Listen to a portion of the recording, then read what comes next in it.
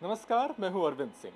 जंतर मंतर और देश के दूसरे हिस्सों में हुए विरोध प्रदर्शन में शामिल हुए छात्रों के लिए आज सुप्रीम कोर्ट से बड़ी राहत की खबर है। सुप्रीम कोर्ट ने सभी राज्यों को निर्देश दिया है कि वो हिरासत में लिए हुए उन तमाम प्रोटेस्टर को रिहा करें जिनका कोई आपराधिक इतिहास नहीं है। इसके साथ ही कोर्ट ने यह भी कहा है कि प्रदर्शन में शामिल होने के चलते किसी छात्र की गिरफ्तारी नहीं होगी, उसके खिलाफ कोई दंडात्मक कार्रवाई पुलिस नहीं करेगी। सुप्रीम कोर्ट ने अपने अंतरिम आदेश में यह भी कहा है कि प्रोटेस्टर से जुड़े हुए तमाम डिजिटल रिकॉर्ड को सुरक्षित रखा जाए, पुलिस उसे पब्लिक नहीं करेगी। इसके अलावा कोर्ट ने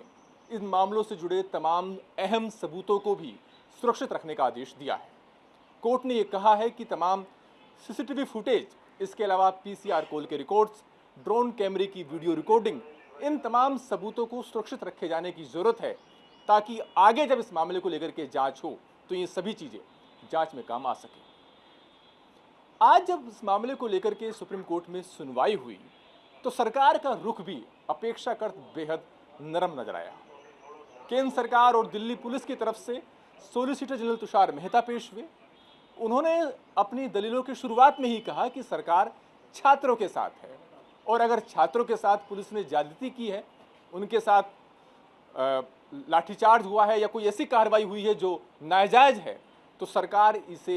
हल्के में नहीं लेगी। ये गंभीर चिंता का विषय है। तुषार मेहता ने यह भी जोड़ा कि जहां छात्रों को शांतिपूर्ण विरोध प्रदर्शन करने का अधिकार है, वहीं ऐसे लोगों को के खिलाफ कार्रवाई करने की जरूरत है जिन्होंने कानून के खिलाफ जाकर काम किया। उन्होंने ये भी कहा कि उनकी व्यक्तिगत राय में उन्हें नहीं लगता कि छात्रों ने हिंसा को अंजाम दिया होगा। ये प्रदर्शन में शामिल कुछ असामाजिक तत्व थे जिन्होंने आंदोलन की आड़ में हिंसा को अंजाम दिया। उन्होंने ये भी कहा कि उन्हें ऐसी भी जानकारी मिली है कि ऐसे लोग जो कि रेप के और एनडीपीएस जैसी गंभीर धाराओं के तहत एफआईआर का सामना कर रहे थे, वो भी प्रदर्शनकारियों में शामिल हो गए थे और उन्होंने आंदोलन की आड़ में हिंसा को अंजाम दिया। तुषार मेहता ने कहा कि कोर्ट को यह भी देखना होगा कि इस मामले में घायल पुलिसकर्मियों के परिवार वाले भी कोर्ट पहुंचे हैं, लिहाजा कोर्ट कुछ ऐसा ना करे जिससे पुलिस का मनोबल गिरे। उन्होंने बार बार लेकिन इस बात को भी दोहराया कि छात्रों के प्रति सरकार का रवैया सहयोगात्मक है, सरकार छात्रों के साथ है और शांतिपूर्ण अगर विरोध प्रदर्शन हुआ है और उस पर पुलिस ने ज्यादती की है तो फिर सरकार इसको गंभीरता से लेगी। ये आश्वासन भी उनकी तरफ से दिया गया। हालांकि एक और अहम बात रही कि इस मामले में तुषार मेहता ने याचिकाकर्ताओं की इस मांग का विरोध नहीं किया कि इस मामले में जांच के लिए एक हाई पावर्ड कमेटी का गठन होना चाहिए। तुषार मेहता ने कहा कि कोर्ट चाहे तो इस मामले में एक अलग से कमेटी का गठन कर सकता है, लेकिन उससे पहले कुछ तथ्य और सबूत सरकार जुटाना चाहती है, कोर्ट के सामने रखना चाहती है, उसके लिए सरकार को वक्त दिया जाए। जहां तक याचिकाकर्ताओं का सवाल है तो इस मामले में याचिकाकर्ताओं की तरफ से वरिष्ठ वकील अभिषेक मनु सिंघवी, गोपाल शंकर नानन, श्याम दीवान, सादान फरासत, प्रशांत भूषण हरिहरन जैसे वरिष्ठ वकील पेश हुए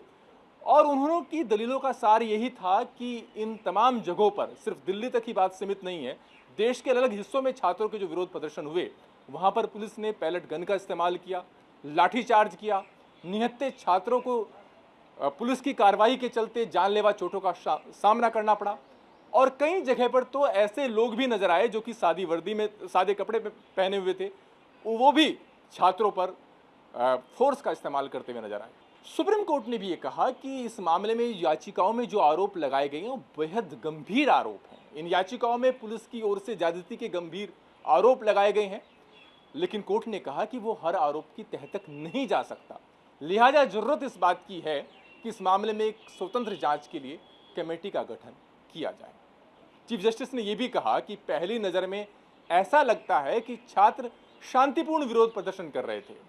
और वो संविधान के दायरे में रहते हुए संविधान की तरफ से जो उन्हें मौलिक अधिकार मिला हुआ है उसी अधिकार के तहत अपनी मांगों के लिए विरोध प्रदर्शन कर रहे थे, लेकिन आरोप यह है कि ऐसे छात्रों पर भी पुलिस ने लाठीचार्ज किया, बल प्रयोग किया। कोर्ट ने कहा कि वो इस बात के पक्ष में है कि इस मामले की स्वतंत्र और निष्पक्ष जांच होनी चाहिए और जांच के बाद भी